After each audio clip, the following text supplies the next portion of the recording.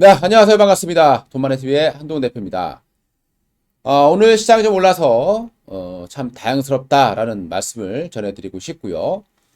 우크라이나 사태에 대한 부분들 우리 분석을 통해서 좀 많이 예고를 해드렸는데 현재까지는 그 상황대로 진행되고 있는 것 같죠. 전쟁 후의 협상이다. 그리고 지금 협상을 하는 방법은 하나는 이제 정권 교체가 있을 거고요. 하나는 이제 돈바스 지역의 분리 독립이 될 겁니다. 근데 지금 현재 봤을 때 러시아가 원하는 것은 당장에 원하는 것은 일단 완충지대다라고 보시면 될 것 같고요. 그 완충지대를 우크라이나 전체로 주는 것보다는 물론 우크라이나 자체가 나토를 가입 못하게 막는 것이 제일 우선이고 그와 함께 돈바스 지역에 대한 어떤 분리 이런 부분들을 요구할 가능성이 높다라고 판단이 됩니다. 자, 그리고 또 하나 이제 FMC 제가 얼마 전에도 말씀을 드렸다시피 지금 물가만 본다라면은 빅스텝을 가야 되는 게 맞죠. 그러니까 어떻게 보면 지금 너무 늦었어요 이미. 금리 인상한 시간 너무 늦었습니다. 그러다 보니까 빅스텝으로 가야 되는데 이것조차도 지금 우크라이나 사태 때문에 지금은 못한다라고 제가 말씀드렸을 거예요. 하기가 굉장히 어렵다라고 말씀드렸고 0.5가 아니라 0.25%로 할 가능성이 높다라고 말씀드렸는데 일단 파월 의장의 말이 0.25% 정도로 지지를 한다라는 얘기를 이미 발표가 됐습니다. 그래서 시장이 좀 올라가는 그런 모습을 보여줬습니다. 하지만 더 무서운 게 남아있다라는 것을 여러분들이 좀 알아두셔야 될 것 같고요. 여기에 따라서 맞춰서 여러분들이 꼭 전략을 잘 세우셨으면 하는 그런 바람입니다. 화면을 통해서 보도록 하겠습니다. 파월이 0.25% 이상 예고했고요. 그 이유는 당연히 우크라이나 사태 때문이다 보시겠고요. 가뜩이나 경제가 안 좋은데 금리까지 한 번에 올리게 되면 소비가 완전히 얼어붙을 수 있을 것이다 라는 우려감입니다. 보시면 되겠고요. 그렇기 때문에 아직 지옥의 문은 열지 않은 그런 상황이고 위험을 뒤로 이어냈다 라고 보시면 되겠습니다. 그래서 시장은 일단 당장은 호재로 받아들이는 그런 모습이죠. 왜냐하면 시장에서는 이거 0.25% 가면 어떡하나 라고 생각을 했는데 0.25니까요. 그래서 일단은 안도를 하는 그런 랠리가 국내에서도 펼쳐졌고 미국에서도 펼쳐지고 있었다고 보시면 되겠습니다. 과거에 한번 이 모습을 보셔야 될 것 같아요. 파월이 또는 연준이 이 인플레이션을 미리 예측했냐라는 겁니다. 제가 작년에 말씀드렸을 거예요. 파월이 이 인플레이션이 일시적이다라는 얘기를 많이 했었거든요. 그때 우리 돈마르TV에서 무슨 일시적이냐. 이미 인플레이션이 시작이 됐는데 무슨 인플레이션이 일시적이냐라고 제가 많이 얘기했던 부분이 있을 겁니다. 그러니까 이걸 우리가 뒤집어서 보게 하면 파월이나 연준은 앞으로를 보는 것이 아니라 앞으로 이렇게 될 것이라 보는 게 아니라 지금 현재 나온 지표를 가지고 정책을 짜는구나라는 것을 우리가 생각을 해보셔야 될 것 같습니다. 작년 7월, 8월, 9월, 10월까지요. 파월은 계속해서 물가가 일시적이다라는 얘기를 계속해 왔습니다. 그러다가 10월부터 이게 이제 서서히 발언이 바뀌기 시작한 거죠.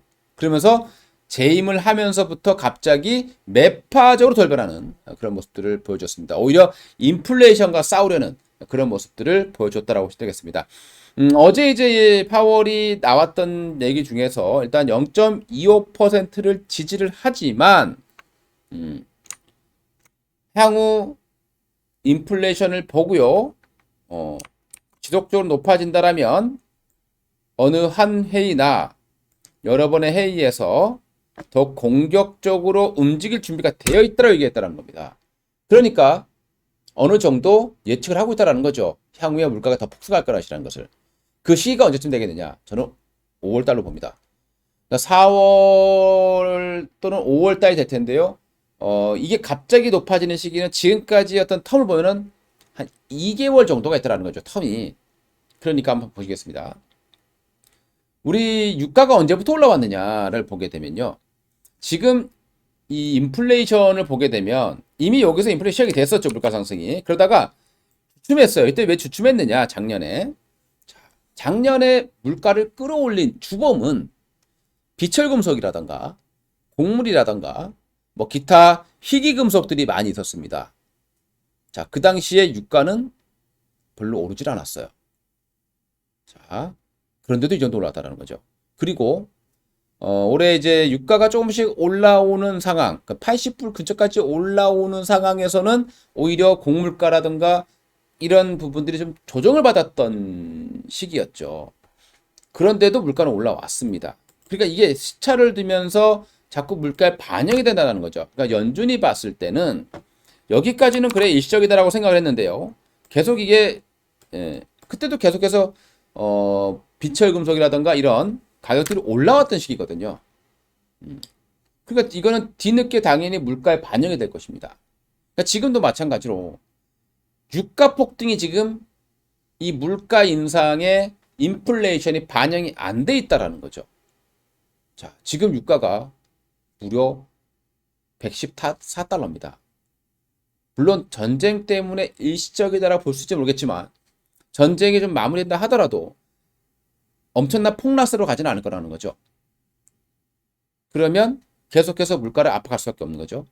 그 물가를 끌어올리는 우리가 뭘 만드는데 가장 큰 비중을 차지하는 게 바로 원유 아니겠습니까? 원유가 굉장히 많이 들어가겠죠. 뭐 우리 운임료, 자 기름값이 올라가면요, 이제 배송, 운임료까지 올라갑니다. 운임료 올라가면 또 물가에 반영이 되겠죠. 자, 그리고 구리 가격을 보게 되면은 이미 10년 전에 어떤 가격을 높아섰고, 그리고 좀 조정을 받았습니다. 여기서 그죠? 요 받았다는 식이죠. 예. 그런데도 물가는 계속 올라간 겁니다. 자, 옥수수 가격도 작년에 올라갔다가 내려왔었단 말이죠. 지금 또 올라갔습니다. 그러니까 지금은 보세요. 물가가 조정받았던 것까지 올라가고 있는 상황이고요. 천연가스까지. 여기에 유가까지 폭등을 했습니다. 이거는 1개월 또는 2개월 안에 엄청난 물가 상승을 유발할 수 있다는 거죠. 그러면 연준에서는 공격적으로 금리를 인상할 수밖에 없습니다. 예. 좀 미리 대비를 좀 하셔야 된다는 말씀을 드리고요. 유가가 급등하는 부분을 보게 되면요. 여기 보시게 되면은 요게 2008년도 때입니다. 2007년 8년도에 유가가 150달러를 넘어간 적이 있습니다. 그리고 지금 114달러까지 올라와 있는, 지금 116달러까지 올라와 있는 상황입니다. 여기가 유가가 오르지 않았던 지점이죠. 요게 한 몇 개월 됩니다. 작년 내내 유가가 크게 오르질 않았어요. 근데 이번에 거의 50% 이상의 상승이 발생했다라는 것은 그야말로 30% 이상의 상승이 발생했다는 것은 쇼킹할 수밖에 없다. 이것은 물가를 크게 끌어올릴 수 있는 요인밖에 안 된다. 그런데 왜 연준은 금리를 크게 올리지 않았느냐? 일단 우크라이나가 있을 것이고요. 지금 연준은 앞에서 봤을 때 미래를 안 본다 그랬죠. 그러니까 발표되는 물가를 보고 하는 것이기 때문에, 그러면 이 물가가 올라간 부분들은 2개월 안에 반드시 물가를 끌어올리는 현상이 나타나게 되는 거죠. 10% 이상, 11% 이상의 물가 상승으로 나타날 가능성이 높다고 판단이 됩니다. 그러면 연준은 굉장히 공격적으로 금리를 올릴 수밖에 없는 그런 상황에 발생이 될 겁니다. 미국의 생산자 물가 지수를 보시게 되면요, 역대급이죠. 네. 과거 뭐 50년, 60년 보더라도 70년대에 이때 한 번 있었고요. 역대급으로 올라와 있는 상황입니다. 자, 미국의 실업률도 지금 뭐 한 4% 이하로 좀 떨어져 있는, 거의 4% 초반에서 4% 이하까지 떨어지려고 하는 그런 과정에 있는 겁니다. 자, 미국의 평균 임금입니다. 시간당. 지금 작년 대비해서 5.7% 올라와 있는 거거든요.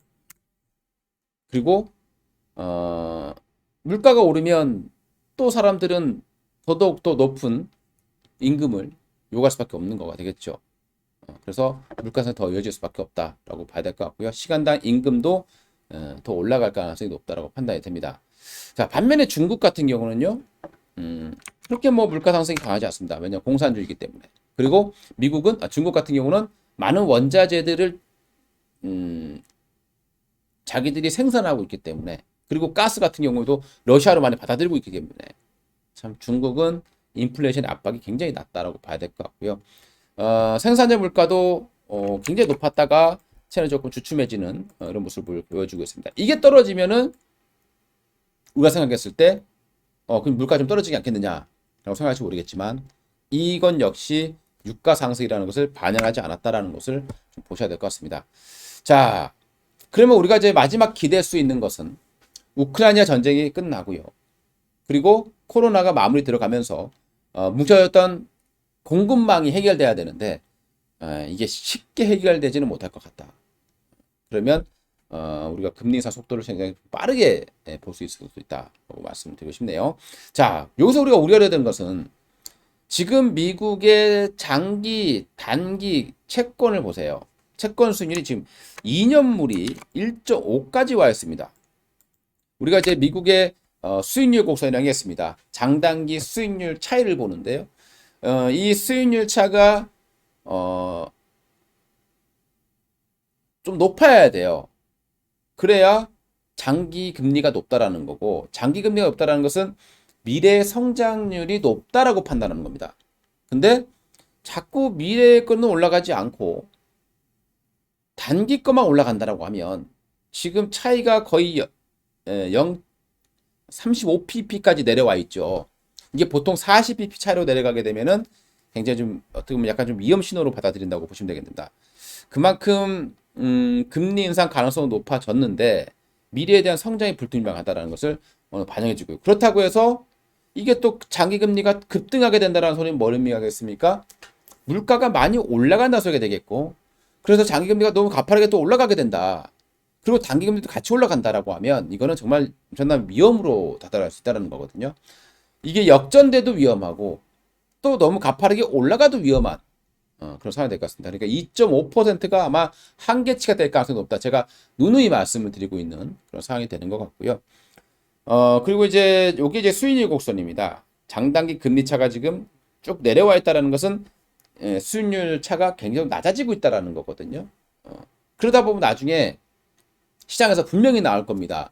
이게 뭐 대략 단기 금리가 1.7까지 가서 장기 금리와 비슷해지거나 또는 0.2p, 20p 이하로 축소되게 되면 분명히 시장에서 경제 침체라니 어쩌니 하면서 또 분위기를 조장할 가능성이 높다라고 판단하셔야 될 것 같습니다. 자, 그렇다면 우리의 전략은요. 저는 일단 시장은 이번에 전쟁이 터져도 올라갈 거다라고 말씀을 드렸고 1차는 2820포인트입니다. 자, 그리고 최대치가 2950이에요. 그리고 코스닥은 1차 923, 최대 960피로 보고 있습니다. 그럼 여기까지는 일단 올라갈 수 있다라고 판단이 됩니다. 큰 무리 없이. 문제는 요건데요. 요 근처까지 갔을 때는 여러분들이 이제 해칭을 좀 하셔야 될 겁니다. 이때는 그냥 인버스를 좀 하시면서 해지를 해야 된다라고 말씀을 드려보고 싶고요. 자, 5월 전후 물가 지표가 발표가 될 텐데요. 이때 아마 지금보다 더 놀라운 어떤 물가 상승률이 발생할 가능성이 높다라고 예측을 좀 해봐야 될 것 같습니다. 자, 여기서 이제 마지막 또 하나의 희망이 나올 수 있는 게 뭐가 있겠느냐면, 자, 지금 미국은 앞에서 보시다시피 인플레이션 때문에 난리가 났습니다. 근데 중국은 인플레이션 수치가 그렇게 높지가 않다라는 거죠. 그러면 일단 조금이라도 낮추기 위해서는 지금 이 경색되어 있는 미국과 중국의 관세 문제를 어느 정도 협상을 할 가능성도 높지 않겠다. 예. 그게 나온다라면 시장은 그래도 조금 또 생명줄을 연장할 수 있을 것이다. 이렇게 좀 이해를 해주시면 될 것 같습니다. 오늘은 이런 부분에 대해서는 이렇게 좀 말씀을 드려봤고요. 참 이 채권 금리와 이 주식은 굉장히 밀접한 관련이 있고요. 굉장히 우리가 자산을 볼 때 금리만큼 중요한 게 없다라고 판단을 하셔야 됩니다. 그래서 항상 금리를 제일 먼저 보셔야 되고요. 부동산 하시는 분들 특히 금리에 굉장히 초점을 보셔야 될 겁니다. 지금 이 정도밖에 안 빠졌다고 안심할 게 아니라고 말씀드리고 싶고요. 자, 오늘 영상은 여기서 마치도록 하겠습니다. 감사합니다.